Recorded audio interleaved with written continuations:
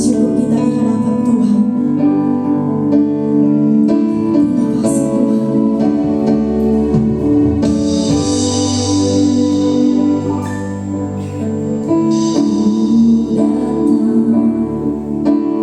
Dengan syukurku membawa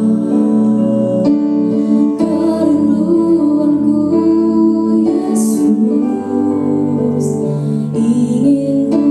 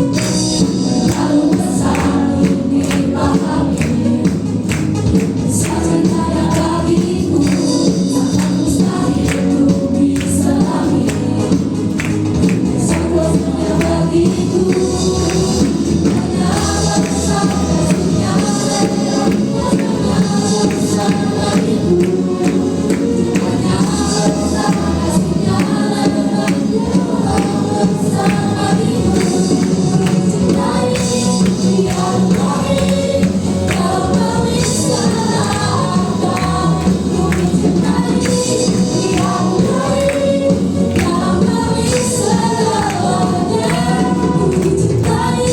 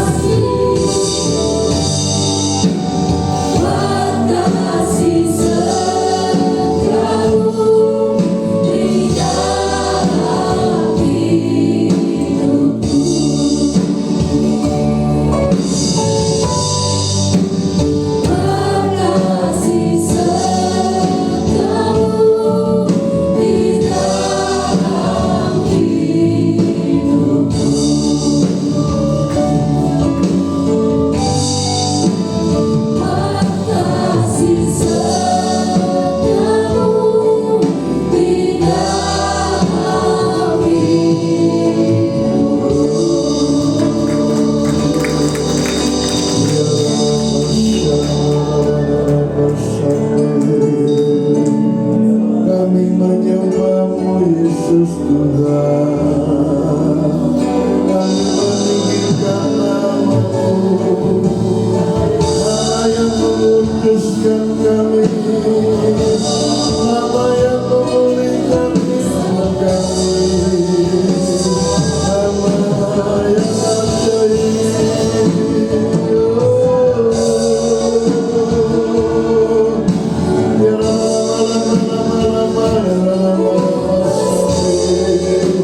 Segarkan kami, lawan kami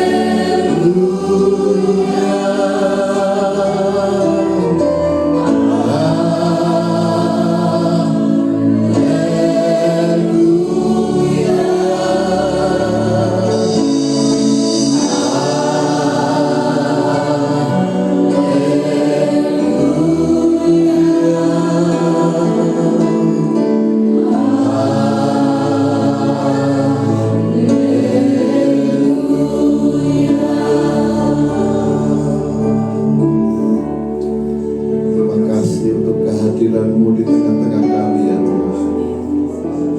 Terima kasih untuk damai sejahtera sukacita yang Tuhan berikan kepada setiap kami. Bila ibadah pada pagi hari ini, setiap kami boleh menangkap isi hati Tuhan. Kami menjadi umat kesayangan Tuhan. Tuhan, Kau tahu setiap kebutuhan kami. Kau tahu setiap pergumulan hidup kami. Hanya Kau satu-satunya penolong kami. Hanya Kau satu-satunya yang sanggup memulihkan kami dan seluruh keluarga kami. Tuhan, berkati setiap kami, anak-anak-Mu di tempat ini. Berkati seluruh kaum keluarga kami. Berkati jemaat-Mu di tempat ini. Berkati gereja ini. Berkati semua pemimpin, Tuhan, pelayan di tempat ini. Tuhan, terima kasih. Kami percaya hari ini ada sesuatu yang baru yang Tuhan kerjakan bagi setiap hidup kami. Urapi hamba-Mu, urapi setiap kami. Mari Roh Kudus berbicaralah kepada setiap kami, menguduskan kami, memulihkan kami, sehingga lewat hidup kami Tuhan Yesus dipermuliakan, sehingga lewat hidup kami banyak orang diberkati. Mari kita berikan tepuk tangan sorak-sorak kepada Tuhan. Terima kasih Tuhan. Dalam nama Yesus Kristus kami sudah berdoa. Mari yang diberkati katakan sama-sama amin. Silakan duduk. Shalom semuanya. Terima kasih banyak Pak Rudi, juga semua pelayan Tuhan di tempat ini. Saya seperti family Arthur, saya bukan orang asing di tempat ini. Apalagi Pak Yusa Andoyo itu sudah seperti keluarga dengan saya. Dari sejak kami masih belum menikah, kami sudah sering pelayanan sama-sama di Makassar. Baik Bapak Ibu, Saudara sekalian, sesuai dengan tema yang diberikan di hari-hari ini, mari kita lihat Alkitab kita dari kitab Lukas 1 ayat 67 sampai dengan ayat 75. Kalau ada multimedia boleh ditayangkan, kita akan baca sama-sama. Lukas 1 ayat 67 sampai dengan ayat 75. Kita tunggu ya. Biasa ada ya.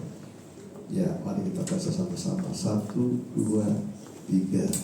Dan Sakaria ayahnya penuh dengan Roh Kudus, lalu bernubuat katanya. Terpujilah.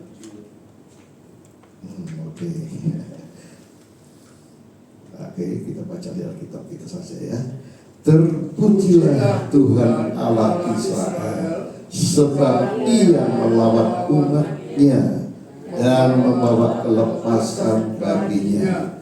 Ia menumbuhkan sebuah tanduk keselamatan bagi kita di dalam keturunan Daud hamba-Nya itu, seperti yang telah difirmankannya sejak purbakala oleh mulut nabi-nabi-Nya yang kudus, untuk melepaskan kita dari musuh-musuh kita dan dari tangan semua orang yang membenci kita, untuk menunjukkan rahmat-Nya kepada nenek moyang kita dan mengingat akan perjanjiannya yang kudus, yaitu sumpah yang diucapkannya kepada Abraham bapak leluhur kita, bahwa Ia mengaruniai kita supaya kita terlepas dari tangan musuh, dapat beribadah kepada-Nya tanpa takut dalam kekudusan dan kebenaran di hadapan-Nya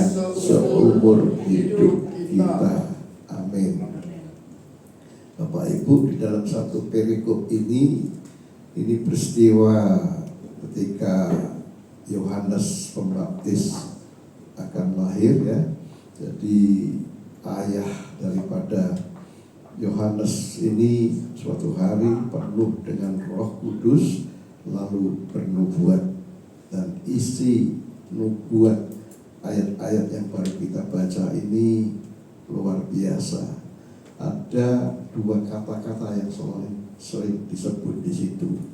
Kata pertama sering diulang-ulang, kata kudus, kudus, kudus, dan terakhir dikatakan di sana supaya kita terlepas dari tangan musuh, dapat beribadah kepada-Nya tanpa takut dalam kekudusan dan kebenaran di hadapan-Nya seumur hidup kita. Jadi kata-kata yang sering diulangi dari atas ya, penuh Roh Kudus, lalu ada kata kudus, kudus, janji yang kudus, dan kemudian Tuhan mau supaya kita terlepas dari tangan musuh sehingga dapat beribadah kepada-Nya tanpa takut dalam kekudusan dan kebenaran di hadapan-Nya seumur hidup kita. Jadi kata pertama kudus, kata yang kedua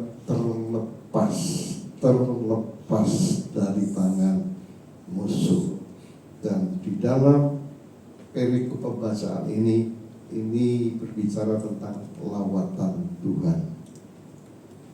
Hari-hari ini yang menjadi doa kami minta supaya ada lawatan Tuhan. Amin. Yang pernah terjadi, bahkan lebih besar lagi. Amin. Kalau Bapak Ibu suka baca buku atau suka melihat peristiwa lawatan Tuhan itu sangat dahsyat, luar biasa. Saya kasih misal contoh. Saya Saya sebelum pandemi sering pergi ke Korea, ya. Orang Indonesia tahu Korea hanya Pastor Cho Yonggi yang beliau sudah dipanggil Tuhan pulang, dan memang Pastor Cho jadi berkat buat Indonesia. Namun bagi Anda yang sering pergi ke Korea, sebenarnya yang besar di Korea bukan dari grupnya Pastor Cho Yonggi. Jadi yang paling gede di sana itu justru Presbyterian, gereja Protestan. Namun gereja Protestan di Korea itu penuh dengan Roh Kudus. Ya, mereka lebih daripada karismatik. Ada doa paginya, pagi-pagi masa pandemi yang lalu saja. Saya punya teman dari gereja ini mengutus ke 37 negara. Dan saat pandemi doa pagi itu yang hadir itu bisa ribuan orang. Nah, mereka gereja salah satu yang besar di Korea, dan total member anggotanya semua sinode ini kurang lebih 3 juta, ya. Sangat gede, dan memang Korea pernah juga mengalami lawatan Tuhan yang luar biasa. Jadi suatu saat saya pergi ke Korea, saya perhatikan di setiap gereja ada satu stand spanduk, ya. Di situ gambarnya ombak, lalu ada tulisan Korea. Saya pikir cuma di gereja itu saja. Nah, setelah kami berkunjung di beberapa gereja, sama juga stand ombak lagi ada tulisan Korea. Nah, saya tanya, itu apa maksudnya? Lalu mereka jelaskan bahwa gereja-gereja Korea sekarang ini sedang mempersiapkan untuk memperingati lawatan Tuhan yang pernah terjadi 100 tahun yang lalu. Gereja Korea umurnya lebih muda dari Indonesia, kurang lebih baru 100 tahun yang lalu. Kalau Indonesia kemungkinan sudah 300 tahun, ya, kalau tidak salah. Nah, pertama kali misioneri masuk di Korea itu langsung disembelih, mati, dibunuh. Baru selanjutnya misioneri berikutnya yang masuk. Nah, Bapak Ibu, di Korea pernah terjadi lawatan Tuhan yang besar. Jadi stand spanduk tadi itu mereka memperingati lawatan Tuhan kurang lebih 100 tahun yang lalu, dan tulisan itu kata-katanya, Tuhan, kami mau lawatan-Mu yang lebih besar lagi. Amin. Saya berdoa gereja ini akan dilawat Tuhan. Dan pernah mengalami lawatan Tuhan alam yang lebih besar lagi. Itu yang menjadi kerinduan hati kami hari-hari ini. Banyak gereja sudah dingin hari-hari ini. Mereka sejak COVID sudah lama tidak ada ibadah, pun banyak perubahan-perubahan. Itulah sebabnya apa yang ditulis di dalam Lukas yang kita baca tadi itu biarlah terjadi lagi.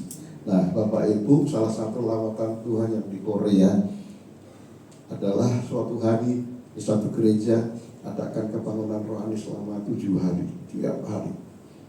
Dan tiap hari Tuhan hadir, dan menjelang hari-hari terakhir ada seorang penatua yang mau ditabis menjadi penatua. Dan kalau di Korea penatua itu dia punya jabatan sejajar pendamping gembala, jadi sangat penting. Nah, ketika dia mau ditabis, tiba-tiba Roh Kudus berbicara kepada orang ini, dibuka semua, ditunjukkan kesalahan-kesalahan, dosa-dosanya, ya. Seringkali banyak orang itu yang kelihatannya rohani-rohani, tapi tidak ada orang yang tahu ada dosa-dosa yang tersembunyi, ada kekurangan, kesalahan, hidup mereka tidak kudus. Tapi ketika Roh Kudus turun, langsung dilawat Tuhan, sadar akan kesalahan dosanya, lalu penatua tadi dia maju ke depan, dia nangis, dia mengaku semua dosanya. Begitu dia menangis mengaku dosanya, itu jemaat semua yang mendengar semua menangis. Kebaktian dimulai jam 7 pagi, jam 5 pagi belum selesai. Nah, itu namanya lawatan. Saudara mau lawatan?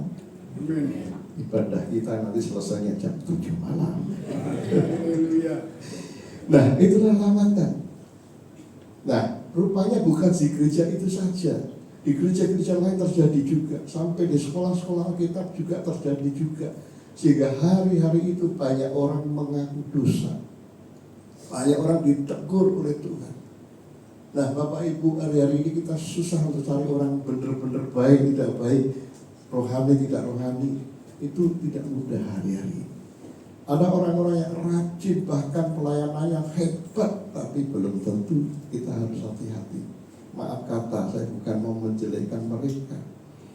Tetapi Bapak Ibu, tidak ada orang yang sakti. Betul? Kita semua bisa jatuh, kita semua bisa berbuat dosa. Dan tidak ada orang yang tahu, kita yang tahu. Nah itulah sebabnya Roh Kudus kalau hadir, dia akan mengingatkan, dia akan menegur, dia akan mengubah hidup kita sehingga kita dipulihkan, dikuduskan. Nah hari-hari itu di Korea banyak orang yang mengaku dosa, sehingga polisi-polisi itu dengar. Hari-hari ini di gereja banyak orang mengaku dosa. Lalu polisi dengan polisi yang lain saling berkata, mari kita ke gereja, kita tunggu orang yang ngaku dosa. Kalau mereka ada hubungan kesalahan dengan pemerintah, kita tangkap mereka. Itu polisi begitu. Akhirnya polisi masuk di gereja, polisinya nggak jadi menangkap orang yang ngaku dosa. Kenapa? Karena polisinya ditangkap Tuhan. Nah itu lawatan. Dahsyat luar biasa. Banyak orang bertobat, ngaku dosa, hidup yang dulunya nggak benar dipulihkan, dikuduskan. Nah, Bapak Ibu, itulah lawatan. Kalau Bapak Ibu pernah ada seorang yang namanya Evan Robert, dia pekerja tambang. Kalau dia jam istirahatnya gunakan untuk berdoa.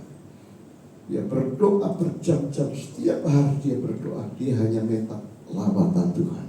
Dan memang akhirnya Tuhan kabulkan doanya dan terjadilah lawatan Tuhan yang besar. Kalau Bapak Ibu pernah dengar di Wales ya 1903 kurang lebih tahun-tahun itu pertobatan terjadi di mana-mana, sangat dahsyat luar biasa. Orang naik sepeda tiba-tiba berhenti nangis bertobat, sementara orang lagi di tempat hiburannya, mereka lagi dansa, mereka lagi disko, tiba-tiba lawatan Tuhan datang, mereka berhenti menangis. Sehingga hari-hari itu dikatakan penjara kosong, tempat hiburan sepi, ya, di mana-mana itu orang digerombol, di lorong-lorong, di jalan-jalan, yang dibicarakan adalah Tuhan. Dan banyak di antara mereka di mana-mana yang mengakui kesalahan, mengakui dosanya, dan mereka diubahkan oleh Tuhan. Itulah lawatan. Nah, Bapak Ibu, kerinduan hati Tuhan dikatakan tadi di situ supaya kita terlepas dari tangan musuh dapat beribadah kepadanya tanpa takut dalam kekudusan dan kebenaran di hadapannya seumur hidup kita. Amin. Tuhan ingin supaya kita hidup kudus. Kenapa? Karena di dalam 1 Petrus, coba kita lihat ya, 1 Petrus 2 ayat 9. Ini kerinduan Tuhan. Mari kita baca sama-sama 1 Petrus 2 ayat 9. 1 Petrus 2 ayat 1 Petrus 2 ayat 9. Kita baca sama-sama 1, 2, 3. Tetapi kamulah bangsa yang terpilih, imamat yang rajani, bangsa yang kudus, umat kepunyaan Allah sendiri, supaya kamu memberitakan perbuatan-perbuatannya yang besar dari Dia yang telah memanggil kamu keluar dari kegelapan kepada terangnya yang ajaib. Kita adalah bangsa yang kudus. Dan di dalam perjanjian lama sudah disampaikan juga nubuatan yang luar biasa. Ini rencana Tuhan, ini kerinduan Tuhan. Ini yang Tuhan berikan kepada kita. Coba kita lihat Ulangan pasal ke-26 ayat 19. Ulangan 26 ayat yang ke-19. Alkitab saya elektronik, ada beberapa mungkin yang beda-beda satu ayat ya dengan Alkitab buku. Mari kita baca sama-sama. Ulangan pasal yang ke-26 ayat yang ke-19. bukan 9, 19. Kita akan baca sama-sama. 1, 2, 3. Dan ia pun akan mengangkat engkau di atas segala bangsa yang telah dijadikannya untuk menjadi terpuji, ternama, dan terhormat. Maka engkau akan menjadi umat yang kudus bagi Tuhan Allahmu, seperti yang dijanjikannya. Sekali lagi dikatakan kudus. Kalau kita berbicara kudus, Bapak Ibu, tadi malam saya buka Alkitab saya ketik kudus, keluar ayatnya sangat banyak sekali. Ada yang namanya Allah kita itu Allah Maha Kudus. Ada kata kudus lagi, Roh Kudus, bangsa yang kudus, orang-orang kudus, tempat Maha Kudus, tempat kudus, pertemuan kudus, persembahan kudus, pakaian kudus, barang-barang kudus, minyak urapan kudus, perhentian kudus, perjanjian kudus, panggilan kudus, dan ada juga yang namanya pernikahan kudus. Nah, rupanya Alkitab kita banyak ditulis tentang kudus, kudus, kudus. Pengertian kita seringkali cuman sederhana, tapi ternyata kalau kita lihat peristiwa zamannya Israel sampai hari ini, mereka yang hidup masih di bawah Taurat, itu kekudusan yang mereka harus lakukan, bayar harganya mahal. Tapi puji Tuhan, kita yang terima anugerah Tuhan oleh darah Kristus, kita semua dijadikan bangsa yang kudus. Amin. Dipilih supaya ternama, terpuji, terhormat.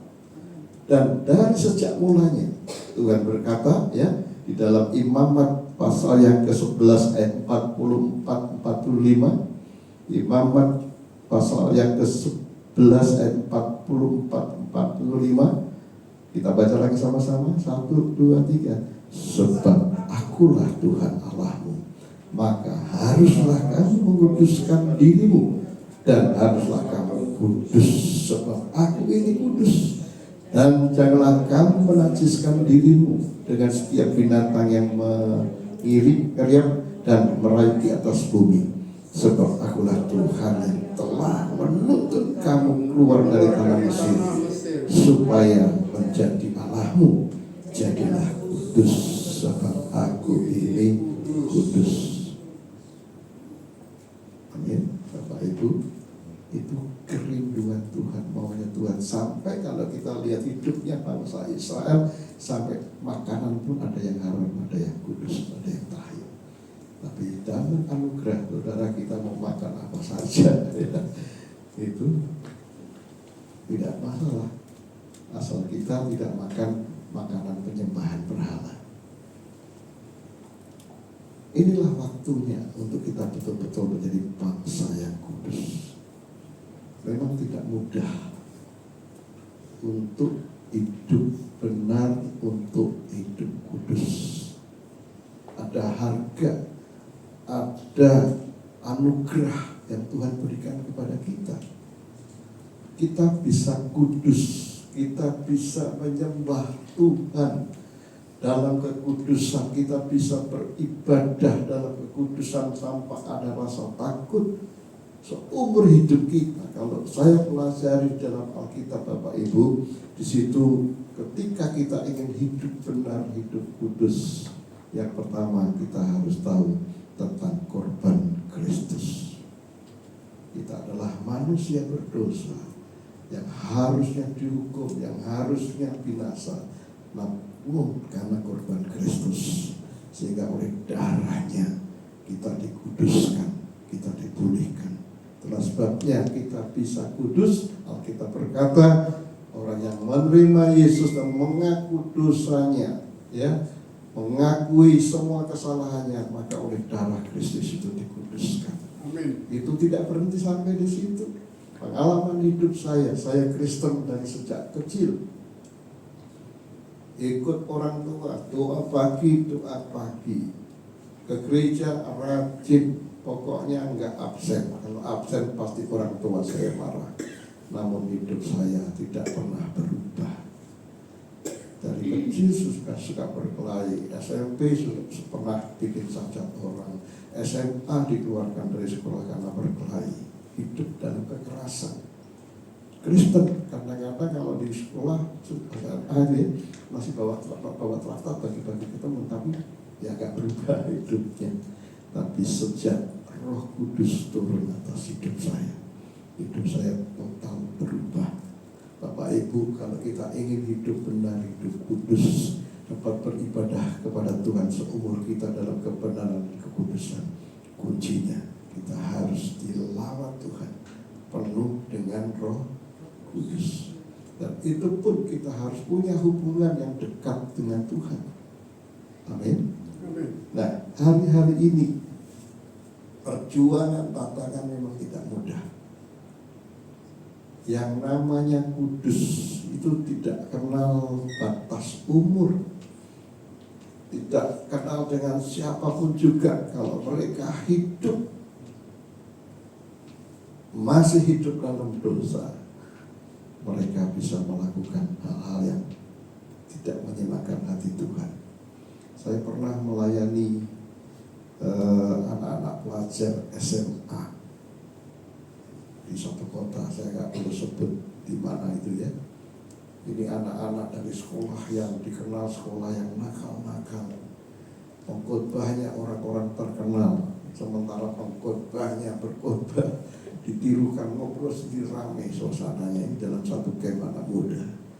Begitu saya datang diberitahu sama panitianya, wah mereka nakal-nakal semua, Pak ini orang hebat, disebut namanya. Khotbah ditirukan, wah suasananya kacau katanya. Nah, saya mikir, Bapak Ibu, bagaimana supaya mereka bisa berubah. Pada waktu itu saya tidak langsung sampaikan firman Tuhan. Lalu kemudian kami ajak memuji, menyembah Tuhan terus. Tapi puji Tuhan, karena Alkitab berkata Tuhan hadir dalam pujian. Sementara pujian dinaikkan terus, hadirat Tuhan, kekudusan Tuhan turun. Dan bukan dikhotbahi, belum sampai khotbah, orang-orang sudah pada dilawat Tuhan. Amin. Tuhan hadir dalam pujian. Baru setelah itu saya sampaikan firman Tuhan. Jam istirahat saya didatangi seorang wanita SMA, orang Indonesia. Maaf katanya, saya sampaikan ini. Nanti ada beberapa contoh-contoh apa yang saya sampaikan. Tidak ada orang yang sakti. Kita harus dilepaskan dari tangan musuh. Tadi dikatakan supaya kita beribadah dalam kekudusan dan kebenaran. Yang berikutnya kita harus penuh dengan Roh Kudus supaya kita bisa hidup kudus. Nah, lalu anak perempuan tadi dia datang kepada saya. Wajahnya sangat sederhana, tidak pakai lipstik, tidak pakai merah-merah di bibir, nampak orang yang sangat sederhana. Saya didatangi dia dan dia berkata, Kak, saya mengampuni bisa, tapi saya tidak bisa lepas dari dosa seks. Wah, kaget saya. Saya tanya dia, kamu punya pacar? Gak punya. Ada laki-laki lain yang dekat dengan kamu dari keluarga atau dari siapa? Gak ada juga. Tapi kenapa dia berkata, saya tidak bisa lepas dari dosa seks? Lalu dia mulai cerita, saya suka tinggal di rumah kakak saya, kakak ipar saya. Di rumahnya itu ada majalah-majalah, ada kisah-kisah cerita yang membangkitkan nafsu. Saya baca itu, setiap saya baca itu, saya dipengaruhi itu. Lalu kemudian saya melakukan hubungan seks dengan anjing. Ini orang Indonesia. Bapak Ibu, saya pernah juga, maaf kata, saya sampaikan ini di satu daerah di luar Jawa juga. Anak-anak sekolah misi, begitu didoakan, dia manifestasi gulu-gulu dari ruang ke ruangan, pulak balik, nggak bisa lepas sampai lama. Akhirnya saya sadarkan dia, saya tanya dia, saya bawa dia untuk betul-betul mengaku semua dosa kesalahannya. Dan ternyata, maaf kata, ini orang Indonesia, dia juga terikat dengan dosa percabulan, bukan dengan pacarnya, bukan dengan selingkuhannya, tapi dia melakukan hubungan seks dengan sapi. Bayangin Bapak Ibu, ini Indonesia loh, ya. Maaf kata saya terbuka belak-belakan karena tidak ada orang sakti. Di satu daerah, suatu hari di Alfamart, CCTV terekam ada orang yang di dalam Alfamart itu sedang cium-ciuman. Kemudian karena yang punya Alfamart itu kenal dengan teman saya seorang pendeta, yang di bawahnya semua banyak pendeta ya. Begitu dilihat videonya, ternyata Bapak Ibu, orang yang lagi cium-ciuman di Alfamart itu umurnya 70 tahun. Dan dia juga adalah seorang pendeta. Nah kata, ya tidak ada orang yang sakti. Di mana-mana dalam pelayanan yang lalu, belum lama ini saya diundang di suatu sekolah misi. Saya mendoakan suami istri yang suaminya mau bunuh seorang. Itu sudah di dalam sekolah misi. Dia mau keluar dari sekolah misi itu dan dia mau bunuh orang ini. Kenapa? Karena istrinya selingkuh dengan orang itu. Dan akhirnya Bapak Ibu saudara sekalian, ini yang sudah ada di sekolah misi, dia berusaha untuk keluar mencari orang laki-laki itu dan mau dibunuh. Dan sebelum-sebelumnya di sekolah misi yang sama juga, saya melayani tempat itu, ada seorang suami yang hidupnya dulu nggak benar. Tapi ketika dia sekolah misi di situ, dia dilawat Tuhan, dia bertobat dan dia berusaha mau balik kepada istrinya. Karena hubungan istri suami itu mereka sudah bisa lama. Nah mereka di situ dengan firman Tuhan dipulihkan, mereka suami ini sepakat mau cari istrinya. Namun sebelum dia jumpa dengan istrinya, ada itu ya lewat media itu ya, dikompor-komporin dia, istrimu selingkuh. Awalnya dia nggak percaya, tapi makin lama makin dia terus dikirim itu. Akhirnya jam 12 malam ini di area sekolah misi, ya keluar, ya ingin pulang melihat rumahnya. Di tengah jalan keluar dari ruangan dari area sekolah misi itu dihadang keamanan di situ, nggak boleh pergi. Namun orang ini benar bicara, saya kangen sama keluarga saya ingin ketemu, nanti akan balik lagi. Padahal dia ingin membuktikan betul nggak itu berita yang dia dapatkan. Akhirnya dia diizinkan pergilah dia balik di rumahnya. Dan kemudian sampai di rumahnya betul, depan rumahnya ada motor. Begitu dia masuk di dalam, istrinya sedang dengan laki-laki lain. Tanpa berpikir panjang, anak sekolah misi itu begitu lihat ada laki di situ bersama istrinya, dia langsung ambil pisau dan orang laki itu ditikam sampai mati.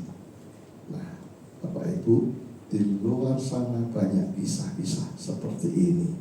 Kalau saya boleh sebut satu persatu orang yang terkenal ada di YouTube, hebat, followernya banyak, hebat kesaksiannya, tapi saya tahu persis hidupnya enggak kudus. Itulah sebabnya kita tidak perlu menilai melihat orang lain. Hari ini biarlah Lukas 1 ayat yang ke 67 sampai 75 kita baca lagi ya. Mari kita baca lagi. Bila ini terjadi dalam hidup kita, keluarga kita, kita jaga keluarga kita, karena hari-hari ini keguncangan melanda di banyak keluarga.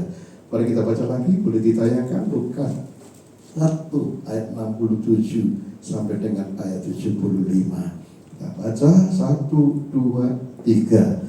Dan Zakaria ayahnya penuh dengan Roh Kudus, lalu bernubuat katanya, terpujilah Tuhan Allah Israel, sebab ia melawat umatnya dan membawa kelepasan baginya. Ia menumbuhkan sebuah tanduk keselamatan bagi kita di dalam keturunan Daud hambanya itu, seperti yang telah difirmankannya sejak purbakala oleh mulut nabi-nabinya yang kudus, untuk melepaskan kita dari musuh-musuh kita dan dari tangan semua orang yang membenci kita, untuk menunjukkan rahmat-Nya kepada nenek moyang kita dan mengingat akan perjanjiannya yang kudus, yaitu sumpah yang diucapkannya kepada Abraham bapak leluhur kita, bahwa Ia mengarunia kita supaya kita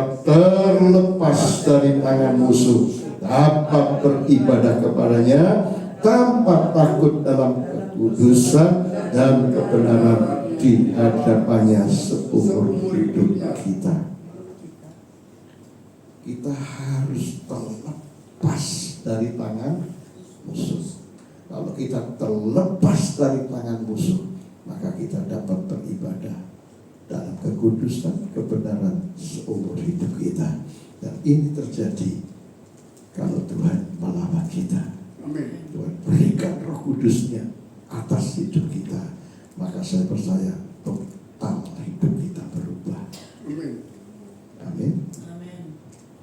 Kita hidup dihadapkan peperangan rohani, Bapak Ibu, ya.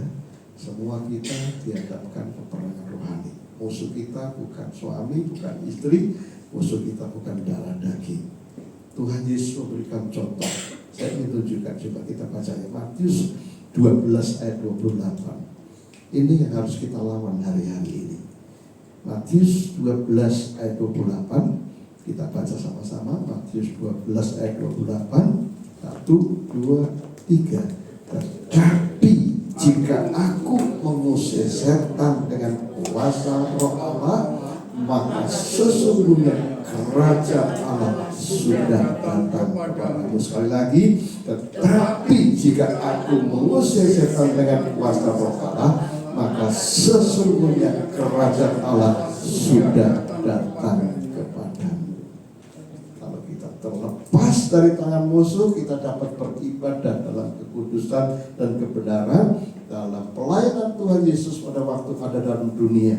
Tuhan Yesus mengusir setan, dan kalau setan diusir dengan kuasa Roh Allah, maka orang itu terlepas dari tangan musuh dan kerajaan Allah datang. Apa itu kerajaan Allah?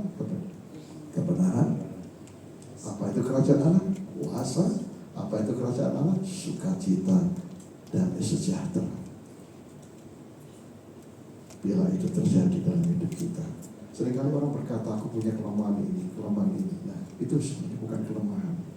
Ada orang-orang yang diikat oleh kuasa musuh, dan orang itu perlu dibebaskan, perlu dilepaskan.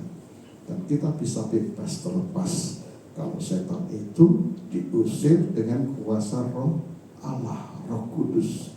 Dan Roh Kudus itu yang memberi kemenangan, kemampuan, kekuatan kepada setiap kita. Maka kembali lagi, Bapak Ibu, mari sama-sama kita merindukan lawatan Tuhan. Amin. Kalau Tuhan melawat umatnya, maka perubahan itu sangat drastis, luar biasa. Itu bukan pekerjaan tangan manusia, itu bukan pekerjaan usaha pengkhotbah yang hebat. Seringkali kita banyak dikhotbah dengan khotbah-khotbah pelajaran yang luar biasa. Bahkan mereka-mereka yang mengajarkan hal-hal yang tentang kudus, hidupnya tidak kudus. Kenapa? Karena hatinya jauh daripada Tuhan. Sekali lagi, yang menjadi doa kami hari-hari ini, Bapak Ibu, kalau kita ingin hidup kudus benar, minta lawatan Tuhan. Di mana lawatan Tuhan turun atas kita, dibuka semua keberadaan kita, sehingga kita mengakui segala kekurangan, kesalahan, dosa kita. Dan selanjutnya Tuhan berikan Roh Kudus-Nya. Dan kalau Roh Kudus turun atas setiap kita, maka hidup kita menjadi kudus. Kalau kita lihat perjanjian lama, kata kudus bukan saja soal seks, bukan saja soal perselingkuhan, bukan saja soal percabulan. Itu kalau di dalam perjanjian lama itu, tadi saya katakan ya, ada pakaian kudus, ada makanan yang kudus, ada minyak urapan yang kudus. Dan kalau kita lihat bagaimana Musa dengan Tuhan, Tuhan perintahkan Musa untuk bikin kemah suci. Ada halaman, ada ruang kudus, ada ruang maha kudus. Nah, level tingkatan rohani orang-orang itu. Ada yang masih di halaman, di tempat kudus, sampai di ruang kudus. Doa saya, jemaat Tuhan di tempat ini kita bisa masuk di tempat kudus dan di ruang maha kudus. Di mana di situ Tuhan hadir, Tuhan melawat kita, Tuhan mengubah hidup kita, sehingga lewat kita seperti yang kita baca tadi, ternama, terpuji, terhormat, kita akan dikenal di banyak bangsa bahwa kita adalah imamat yang rajani, yang memberitakan perbuatan Tuhan yang ajaib. Amin. Amin. Bapak Ibu, saya akan akhiri. Saya tidak tahu apakah Bapak Ibu tahu tentang Azusa Street. Nah, dengar ya. Pernah ke sana? Mau ke sana? Ayo kita sama-sama ke sana. Saya pergi ke Amerika pertama kali tahun 1995. Selanjutnya berapa kali bolak-balik lagi. 2019 yang lalu saya pergi lagi ke Amerika. Begitu saya sedang di Amerika, saya lihat Facebook teman saya lagi foto di Azusa Street. Langsung saya mikir, karena tahu Azusa Street itu luar biasa. Lawatan Tuhannya itu sangat dahsyat, luar biasa. Tiap hari orang itu bertobat, ngaku dosa. Wah, mereka menangis dilawat Tuhan penuh Roh Kudus, dan mujizat-mujizat itu dahsyat, luar biasa. Itu terjadi awalnya di Azusa Street, akhirnya melanda di seluruh Amerika, bukan saja Amerika, bahkan bangsa-bangsa. Itu pernah terjadi di sekian waktu yang sudah lama. Nah, orang-orang yang ngerti tentang lawatan ini, termasuk gereja Indonesia juga ya, mereka selalu berdoa supaya Azusa Street terjadi Pentakosta, lawatan Roh yang lebih besar lagi. Nah, saya tahu itu. Saya udah bolak-balik ke Amerika, tapi belum pernah pergi yang namanya Azusa Street. Begitu saya lihat teman saya ada foto di situ, saya hubungi kawan saya yang tinggal di Amerika. Saya tanya, di mana itu Azusa Street? Wah, yang saya telepon berkata, oh dekat Pak, nanti saya antar, kita pergi ke sana. Betul, akhirnya saya, istri saya bersama yang antar pergilah di situ. Nah, gereja, dulu ada gereja di situ, sudah tidak ada gereja lagi karena sudah lama peristiwanya. Di belakangnya sudah gedung tinggi, samping kirinya sudah bangunan baru, gedung semuanya. Dan tempat gereja dulu yang pernah terjadi lawatan sudah kosong, dibongkar itu halaman. Tapi di situ di lantainya masih ada besi, tulisan Azusa Street, bangunan rohani tahun sekian-sekian. Nah, lalu Bapak Ibu, orang yang ngantar saya tadi berkata, Pak, dulu mimbarnya di sini. Gerejanya menghadap ke sana. Itu mujizatnya luar biasa dahsyat. Orang-orang bertobat, mengaku dosa, orang dipenuhi Roh Kudus, tiap hari itu ribuan orang. Mujizat-mujizatnya terjadi. Bapak Ibu bisa lihat di YouTube atau di media internet, itu peristiwanya luar biasa. Begitu dia beritahu mimbarnya di situ Pak, langsung saya berdiri di atas mimbar itu. Saya panggil istri saya, tolong di video. Saya mau ngomong, hari ini saya ada di Azusa Street yang pernah terjadi lawatan Tuhan yang besar. Ini mimbarnya di sini. Nah, saya belum bicara banyak Bapak Ibu. Saya datang, saya nangis. Itu hadirat Tuhan kuat sekali. Tidak bisa bicara. Akhirnya teman-teman kita semua berdoa Tuhan melawatkan. Lalu kami ambil foto, tapi hadirat itu masih kuat sekali. Lalu saya peluk lagi istri saya, anak saya. Kami berdoa, Tuhan, kami mau lawatan-Mu yang lebih besar lagi. Amin. Sudah coba kita renungkan. Itu peristiwa sudah lama sekali, tapi hari itu saya hanya beberapa menit tidak lama di situ. Sepanjang hari itu saya segar sekali roh saya. Kami seperti mengikuti, baru selesai mengikuti 3 hari lawatan Tuhan yang luar biasa, berdiri di tempat yang pernah terjadi lawatan Tuhan. Nah, kalau itu terjadi di gereja kita, di gereja ini ada lawatan Tuhan yang dahsyat luar biasa. Saya percaya seluruh Surabaya akan datang di sini. Orang buta melihat, orang lumpuh berjalan, orang mati dibangkitkan. Amin. Mari kita rindukan sama. Kalau kita ingin hidup kudus dalam kebenaran, beribadah kepada seumur hidup kita, kuncinya mari kita sungguh mencari Tuhan, sungguh minta lawatan Tuhan Kita mengakui segala kekurangan kesalahan kita. Kita butuh Roh Kudusnya, kita minta Roh Kudusnya, kita minta lawatan Tuhan, maka mujizat-mujizat akan terjadi. Saya tidak tahu bagaimana keadaan Bapak Ibu Saudara sekalian. Kalau ada kekurangan kesalahan yang mungkin orang tidak tahu. Ingat Bapak Ibu, saya sering kali ngomong dengan teman-teman, hidup dalam dosa sama jatuh dalam dosa itu beda. Ya, hidup dalam dosa sama jatuh dalam dosa beda. Saya kasih contoh, Daud itu orang yang sangat dekat dengan Tuhan. Dia pemazmur, dia mengasihi Tuhan, dia saja mazmurnya luar biasa. Tapi seorang Daud bisa jatuh. Tidak ada orang yang sakti, namun luar biasanya kita perlu belajar dari orang ini. Ketika dia jatuh, begitu dia ditegur sama Nabi Nathan, yang namanya Daud ini, dia mengaku semua dosanya. Dan satu yang Daud minta, Tuhan jangan ambil rohmu daripadaku. Karena roh itu, Roh Kudus itu yang bisa memulihkan hidup dia, yang bisa memberikan kemenangan melawan Goliat, yang bisa membuat dia naik menjadi raja yang besar. Bapak Ibu, kalau kita mungkin seperti Daud, orang tidak tahu ada kesalahan dalam diri kita, mari cepat kita datang kepada Tuhan. Tuhan akan pulihkan kita. Beda dengan orang yang jatuh dalam dosa, yang nipu terus, ya berzina terus, ya ada rasa salah, ya selingkuh terus, ya biasa, dianggap hal yang biasa itu. Jangan dipikir itu terjadi oleh orang biasa-biasa. Bahkan kalangan yang sudah hebat pelayanannya bisa hidup dalam dosa. Nah, itulah sebabnya tidak ada orang yang sakti.